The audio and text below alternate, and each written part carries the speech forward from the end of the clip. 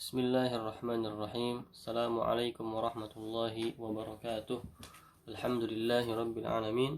Wassalatu wassalamu ala rasulillah wa ala alihi wa ashabihi wa man tabi'ahum bi ihsanin ila yaumiddin, amma ba'd.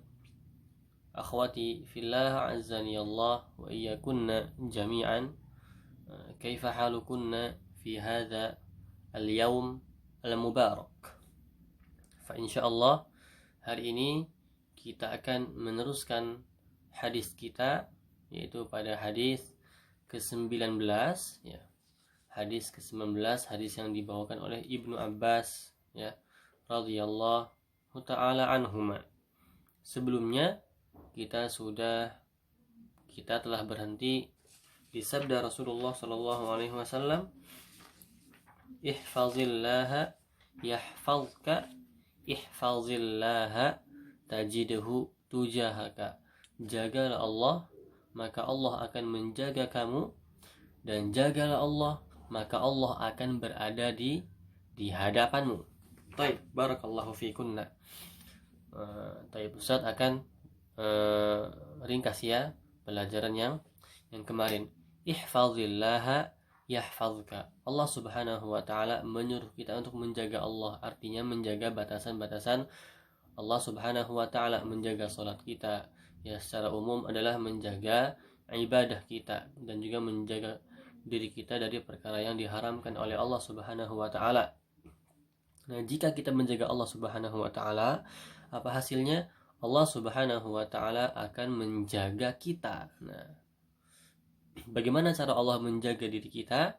Allah menjaga kita dari sisi duniawinya, kemaslahatan dunianya ya, dan juga dari kemaslahatan agamanya ya. Adapun dari kemaslahatan dunianya itu seperti Allah subhanahu wa ta'ala menjaganya dari penyakit, menjaganya dari ya rezekinya dijaga dari yang haram dan lain-lain ya.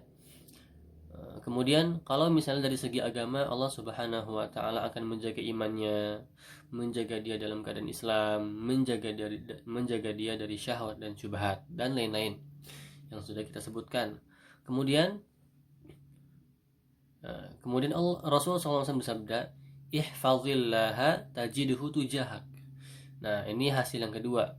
Jika kita menjaga Allah, jagalah Allah ya. Maka hasil yang kedua apa? Tajidhu tujahaka. Kita akan mendapatkan Allah berada di hadapan kita, siap menolong kita, siap menjaga kita ya. Seperti itu. Allah subhanahu wa ta'ala akan bersama kita di hadapan kita ya. Tujahaka artinya apa? Amamaka.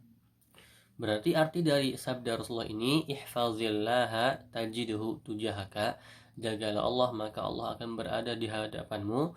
Artinya adalah Allah subhanahu wa ta'ala akan bersama orang yang menjaga Allah.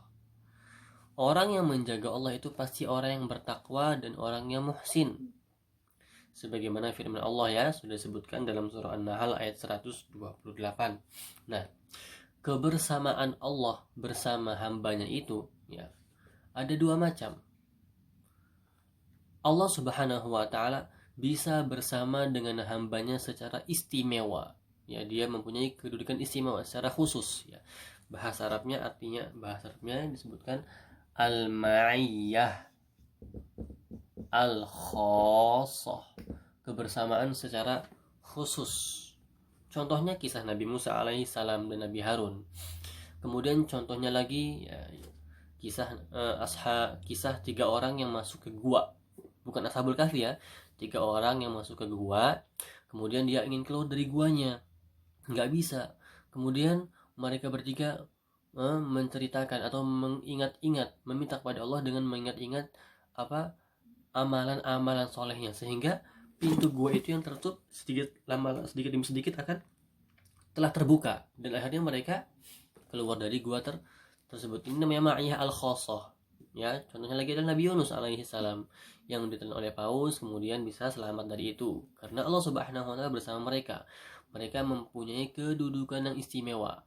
Nah, kemudian yang kedua adalah ya, yaitu kebersamaan Allah subhanahu wa ta'ala secara umum kepada hambanya, al-ma'iyyah al-'ammah.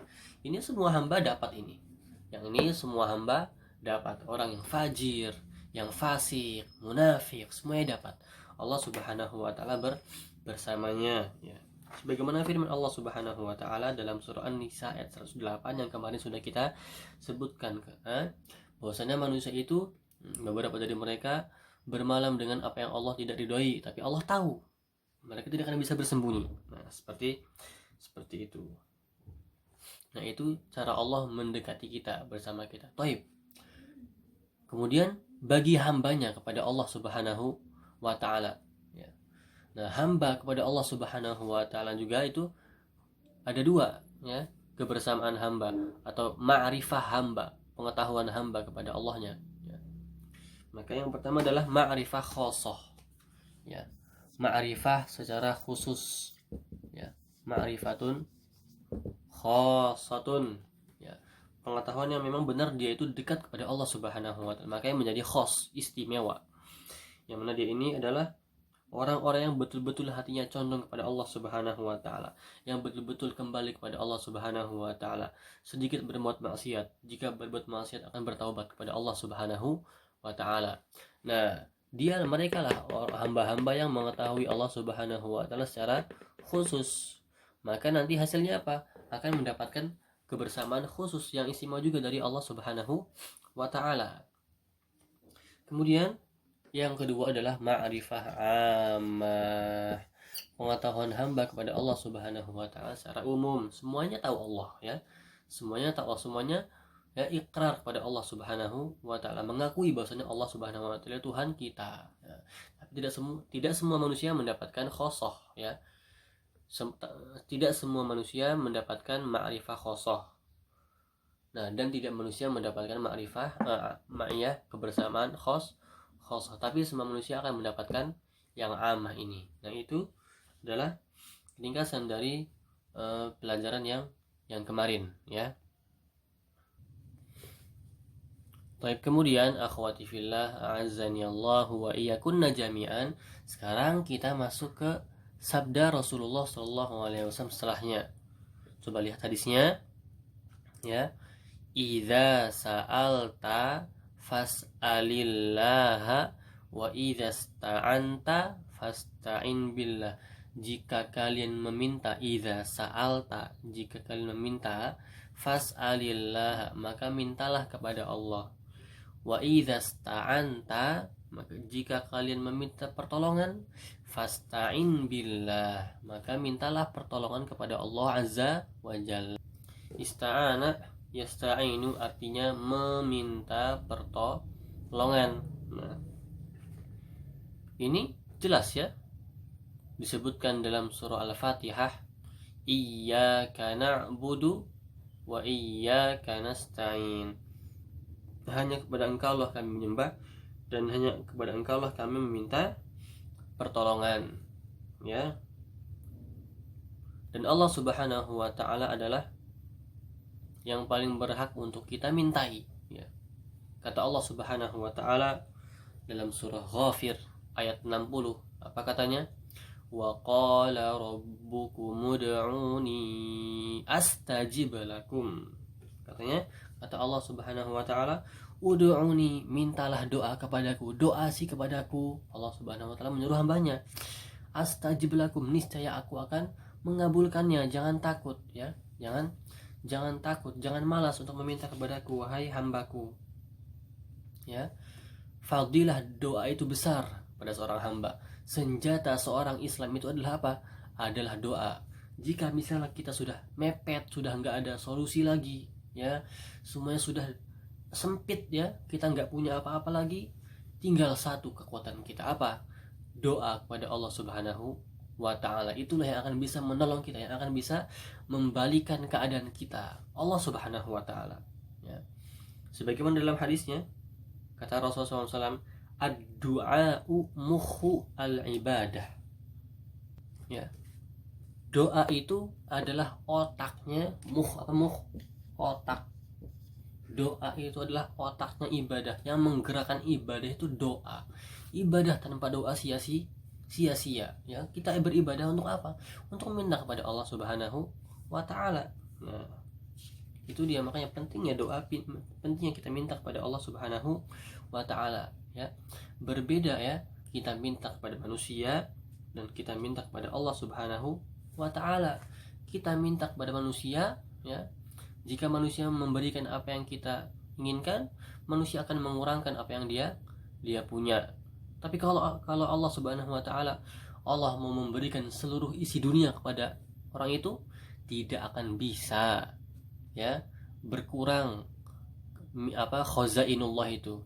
Ya, gudang Allah tidak akan berkurang dengan memberikan sesuatu kepada hambanya, ya. Karena apa, wahai akhwati fillah, azani Allah wa iyyakunna jami'an? Kenapa kita harus menuju Allah Subhanahu wa taala untuk meminta? Karena dengan meminta itu, ya, kita meminta itu seperti apa? Kita meminta itu, ya, kita berdoa itu, ya, itu seperti kita itu menampakkan ketundukan kita, menampakkan kehinaan kita di hadapan Allah Subhanahu wa taala, yang mana kita itu butuh namanya kehajah dan membutuhkan apa yang kita minta. Di antara salah satu cara doa itu terkabulkan adalah al-ilhah fid du'a, ya. Salah satu caranya apa? Al-ilhah, menampakkan keinginan kita. Al-ilhah, ya, menampakkan keinginan kita di dalam doa tersebut. Dan juga ketika kita berdoa, ya, dan ketika kita meminta kepada Allah, kita itu merasakan bahwasannya Allah Subhanahu wa taala itu besar, ya.